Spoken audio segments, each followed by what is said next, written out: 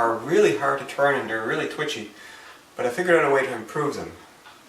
Because it's a cheap guitar, of course it uses cheap tuners, and the tuners are basically just like these ones from another scrap guitar, and the problem is there's no bushing that helps hold the posts up here. On my homemade ukulele, there's bushings around the tuning posts, and that helps to offset the tension of the strings. But with these ones here, you have a big hole around the post, and the string really just kind of levers on here.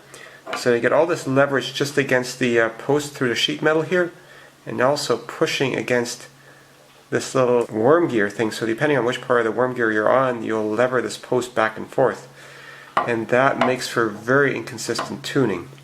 So the thing would be to just add some bushings around these posts to give them guidance, because these ones here work really smooth with the bushing. But I don't have anything that I could use for a bushing, so I've been making some internal sleeve out of plastic, and I just used the plastic lid from a cream cheese container that seems to be about the right thickness and jamming it in there.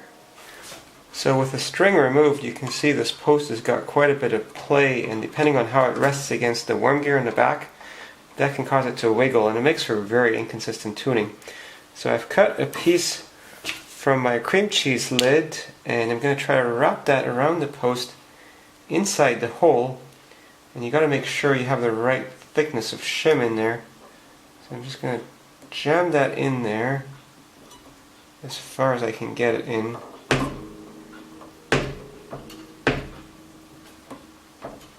Now what happens every time is I mess up the edge of this as I jam it in, so I'm just going to use this pair of snippers to kind of crimp it around the post. There's no danger of cutting the post off, it's much harder than that. To basically cut off the excess of it so that it doesn't look as ugly.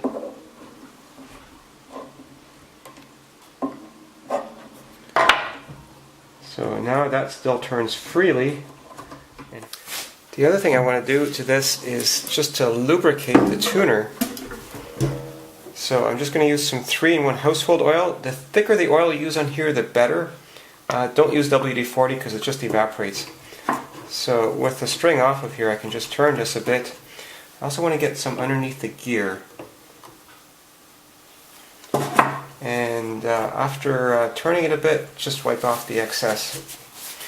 If you've got some axle grease, that might actually be even better than to use just regular oil.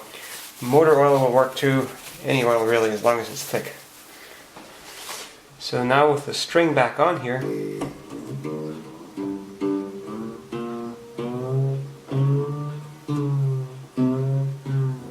that tuner works really smooth now.